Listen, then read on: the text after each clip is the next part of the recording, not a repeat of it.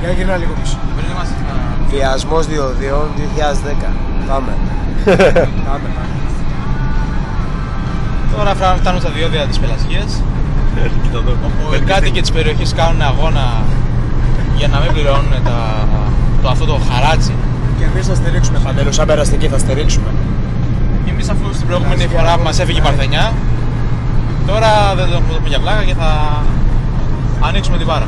Είναι πάρα πολύ απλό. Αν μας πούνε πληρώνετε ή δεν περνάτε, θα μας κλάσουν τα αρχίδια. Θα τους σκοτώσουμε. Θα μας κλάσουν τα αρχίδια. Πάω και εσύ. Θα βλέπουμε, πλησιάζουνε.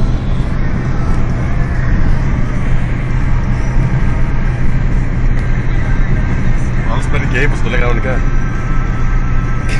Μαλάκα, κοίτα τι κάνει ρε μαλάκα. Πάμε. Σαντάρα. Το δάκτυλο το θέλουμε μέσα. Το δάχτυλο το βάζεις γιατί είναι... Θα πέσει και το δάχτυλο. Και χαμηλωμένη μουσική όμως να ακούσουμε και συζήτηση.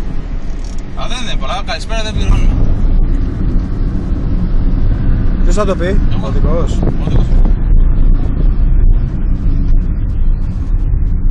Σκίστο το δικός.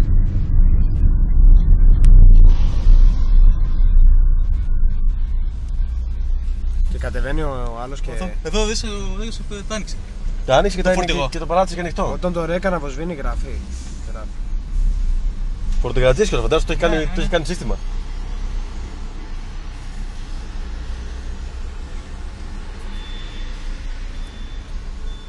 Παράτησε και έτσι.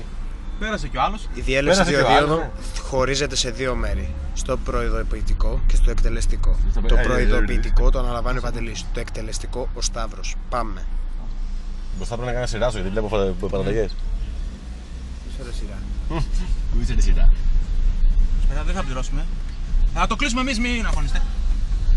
Έλα Νταΐ. Μην αγχώνεστε. Ρίξε Χριστό Παναγία.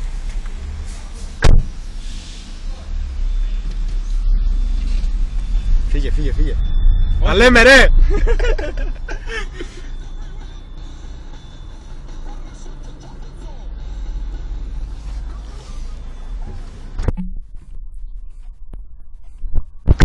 Victory, Και αυτός είναι ο Σταύρος ο Αρχιδάτος. Για πάμε πάλι. Victory, ποτέ ξεμνά διόδια. Πάμε. Stop.